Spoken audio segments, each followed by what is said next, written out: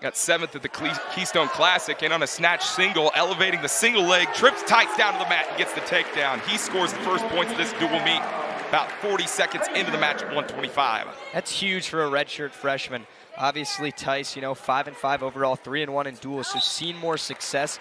19-18, but Blaine Frazier ended up losing that match to Odiati 12-4. Kind of ran out of gas, and Odiati turned it on the offensive side. Yeah, he did have a very good Southern scuffle, though. He finished 6th. Lost a couple tight ones, lost a major decision to Ethan Burjink of Army, 18-5. And both these guys kind of figuring themselves out in the lineup at this point in time. And another 3-point takedown for Frazier. Something to look out for in these lower weight classes to kick us off. Indiana went down to Northwestern very early. Northwestern opened the duel with a 7-0 lead with wins at 125 and 133 by major decision and decision respectively. So Indiana now up 6-1 to start due to Blaine Frazier's, hot start. They really want to protect this because when we talked to Angel Escobedo, he said, hey, we got to win these lower weight classes. Frazier goes to the front headlock and circles around, gets the takedown. 3 takedowns for the redshirt freshman in the first period. Love how smooth it's been. It's almost been effortless. He hasn't really, increased riding time too much because he's seen an escape. And he's got Tice on his back trying to get some near fall swipes. He adjusts with the half. Tice in trouble, 125, and Frazier gets the pin for Indiana and starts it off hot for the Hoosiers. How do you do? The redshirt freshman says, hey, I don't care about senior night. Let me go get a pin. Peek through position for Rooks. He's got to pop his head out, doing a great job there. There it is. Now he's just got to circle around Borman, trying to hang onto the leg as much as possible. Rooks gets around, and they do give him the takedown. Big takedown for the grad student here in the first period. Rooks in on a single leg once again, underneath the heavy hips of Borman. Rooks just explodes up, trying to double off on the edge. And they call him out of bounds. No, they don't. They do award the takedown. It looked like the official called him out of bounds for a second. He determined they're still in, and Rooks, 2 takedowns with a minute left. A 19-3 tech fall against Andy Hampton of Michigan State, and Indiana's incredible and immaculate comeback win here in Wilkinson Hall over the Spartans. It was Rooks that was in deep. Borman trying to score, looking for the mat return. Trips Rooks forward, Rooks goes Granby roll, and Borman able to keep his hips with Rooks, and he gets the takedown and answers. Yeah, and it was one that Angel Escobedo was talking to us about how that could have been their 4th Big Ten win of the year, and it would have been something that they hadn't done in a long, long time. Borman goes single leg off the whistle, trying to elevate Rooks. He has him up. Can he finish? Plants Rooks to the mat, goes behind the back, trips Rooks forward and gets the takedown. So after giving up 2 takedowns in the first period, Borman responds with a couple takedowns of his own, and now he's up 8-7. It's what he's going to have to do in the Xfinity Center on March 9th and 10th. And again on March 21st through the 23rd at the T-Mobile Center in Kansas City, Missouri. Big Tens and NCAAs. Rooks gets the escape. We're tied 8-8. That's why you don't only wrestle the first 2 minutes, Mr. Woodall. Tough if you're Caden Rooks because he came out, firing 2 takedowns in the first. However, well, Poe is in quickly and on a single leg. Rimrev doing a good job on the defensive, but Poe still circling around. No takedown called yet, and there it is. Isaiah Poe, 25 seconds into the match at 141, gets the takedown. He's up 3-0. Rather, Poe gets 4 swipes at 141 and quickly up 7-0 with less than a minute to go in period 1. Talk about bonus point victories. Poe's averaging just shy of 5 points per dual match. After he graduated, got 5th at the 2013 World Championships in Budapest. And a 2-point reversal for Poe as it was Rimrev that went on top, and Poe putting up points quickly. Minute 20 left and period 2 at 141. Poe a commanding 9-0 lead over Rimrev. I got to ask you, Luke, in this situation, if you're Rimrev, what's the mindset? How do you get yourself back in it? Poe again, near fall swipes on Rimrev. He got 4 more, and he'll have 13 after that exchange. Riley, we could be looking at a tech fall here. Poe going right back to work. Another tilt. Getting swipes. There's 2, 3, and 4. And he will let Rimrev go for the tech fall. Isaiah Poe, 18-0 over Rimrev at 141. And he's won 2 straight now for the Mocs, as Chattanooga jumps right back in front, 8-6. Isaiah Poe. Been interesting to see some of the crossover with some of these guys that have wrestled before earlier on in the season and opens a chance to wrestle them again here in the last dual meet of the 2024 season. Yeah, that's got to be weird, and also affects... Rooks in on an ankle pick, and he gets the takedown. It's got to affect prep a lot, too. You know, when you see these guys, obviously they're watching film. But he's lost 4 straight matches, and he's 0-2 versus ranked opponents. Another great attack by Rooks, and another takedown for the senior on senior day. Was the assistant for 7 years at his alma mater, Wisconsin. When he wrestled at Wisconsin, 4-time NCAA qualifier, 2-time All-American for the Badgers. Also wrestled from 2007 to 2010. As Rooks gets the escape. He said, do you want the nice answer or do you want my honest answer? And I said, give me the honest one. He said, a C-. But he said, hey, we have a lot to be excited about. Injuries have plagued us. Rooks behind Williams. Williams goes Granby roll. Rooks follows with him. Great job by Rooks. He gets another takedown, his 3rd of the match. Yeah, I think he's going to have his foot on the gas. He's not trying to hold on to this and win by decision or major. He wants to put Williams on his back or win by tech fall. We know he can do it. He's done it several times in his career. Williams gets the escape, and it's Rooks with the takedown on the edge. Got Williams' leg hooked up. Rooks jumps ahead now by 11. I have a very good dual meet between these two cross-conference schools. These wrestlers have came to compete on Friday night in Bloomington. Heck doing a good job getting away. Lee doubles off, keeps his legs in, gets the takedown. It's one of those things with Braden Lee where the talent has never been the issue. I mean, 84-30 is a career record. He was an All-American in his time at Minnesota, qualified for 2 tournaments. At one point last year, he was ranked number 2 in the country. Those were the matches that Indiana needed to win to get over the hump versus Northwestern. Yeah, Coach Escobedo, though, went as far as saying he thought the lighter weights going down 7-0 to start. Lee in on the single leg. Lee in on single leg, doubles off and returns him to the mat for the takedown. Brayton Lee again, explosive and dynamic at 157.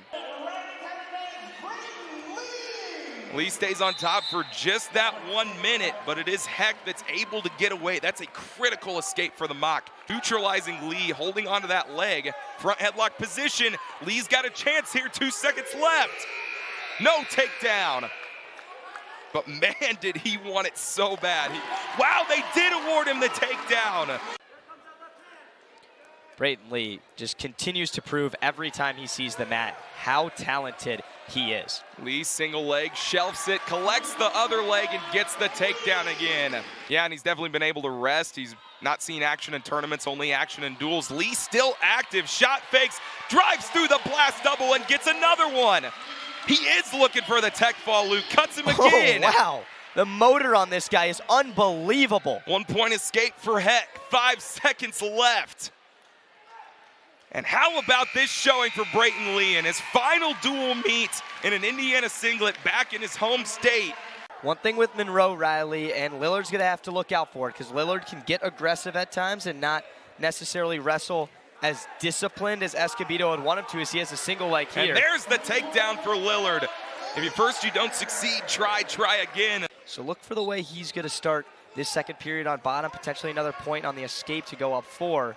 See what he's got the rest of the way. Lillard quickly up, Monroe content just to let Lillard go. Lillard increases his lead to 4. Lillard's ride time is not a factor at this point, although if he holds on for 5 seconds, it will be. Monroe goes quad pod off the whistle. Claw ride from Lillard. Lillard gets the 1 minute and then lets Monroe go, but that 1 second above the 1 minute of riding time, not really a factor. Monroe's gonna need a takedown to tie this match up. Absolutely. Lillard just hanging on, needs to protect this lead. Let's see what he's got. 16 seconds remain. No takedown, Lillard goes limp arm out, and he gets the takedown with 15 seconds left.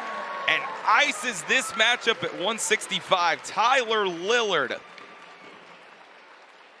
He'll win it 7-1 over Monroe and keeps this rolling snowball going for Indiana. Lillard wins it 8-1. Impressive showing out of Tyler Lillard. Monroe, you know, he wrestled well. Tyler Lillard just out-wrestled him. Let's put it that way. And he deserves that win. He's feeding off. You see DeSante pulling Washington right back in. He's in on a single leg trying to finish, and he does. DeSante, despite the ranking differential, Washington goes switch. It's blocked by DeSante. Washington up to his feet, trying to cut away. DeSante drops down to a leg, but Washington gets it away, gets the escape. See if DJ makes something happen in the final 10. Finally off the ground. Sure he'll have somewhat of an easy time getting up for this escape as Washington's trying to make a move here. Washington trying to trip DeSante back down to the mat and wanting to not get hit for stalling. Washington lets DeSante go in the mock. Up 4-1 over the Hoosier. Scramble on the edge of the mat with 40 seconds left.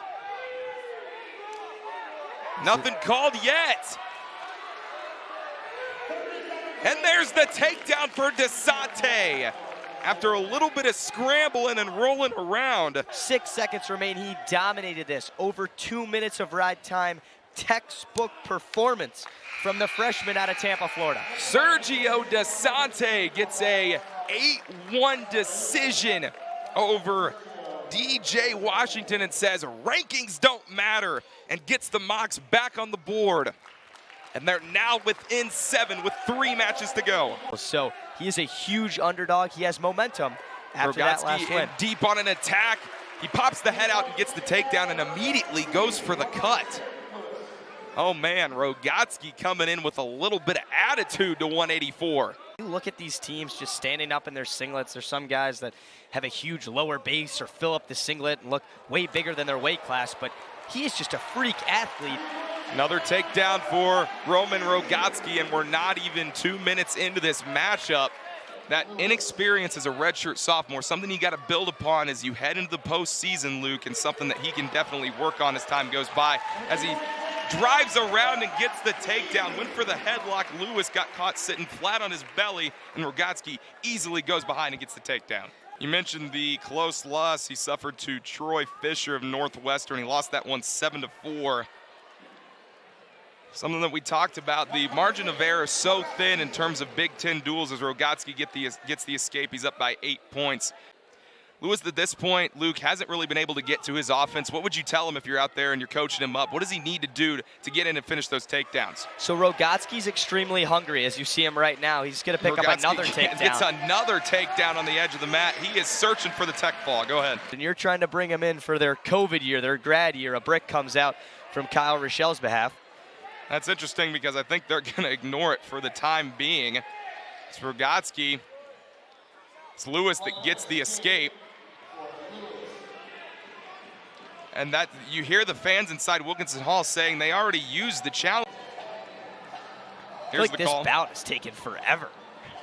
So they determined it was a locked hands call on Roman Rogatsky. So that is a technical violation. You cannot do that. Competing at the heavyweight. And Sollers in on the quick takedown less than 30 seconds into this matchup. One thing I'll say about Sollers is he is a pin machine. So this 1-2 punch in these back-to-back weight classes for Angel Escobedo of Roman Rogatsky and Gabe Sollers. Third in the nation in pins with 11. He's got the Turk locked up.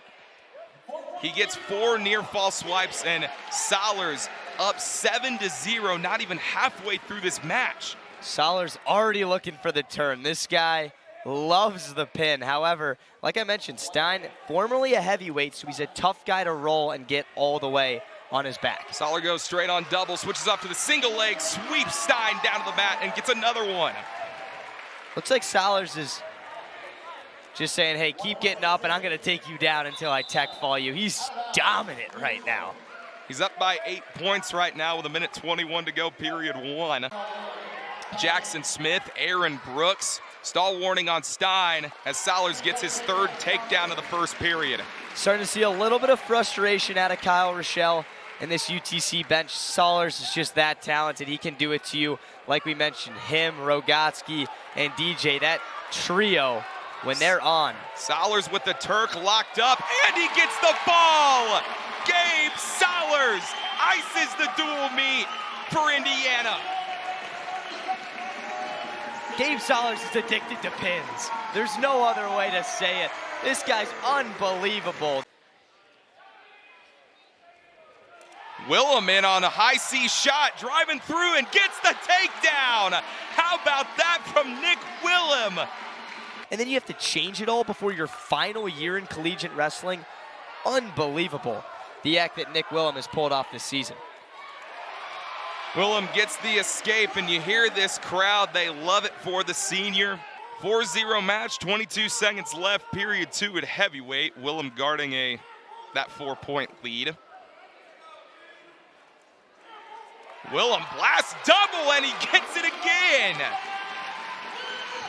However, Snodgrass is behind, and he's got to get up and make something happen in a hurry. Only 50 seconds remaining, and Willem in complete control. Now over a minute and 15 seconds of riding time as well. He bases back up and gets the escape, gets himself on the board. 7-1 match in favor of Willem. Front headlock on the edge of the mat. Willem is not going to settle with a decision here, Riley. Yeah, he wants to protect himself, but he wants the major.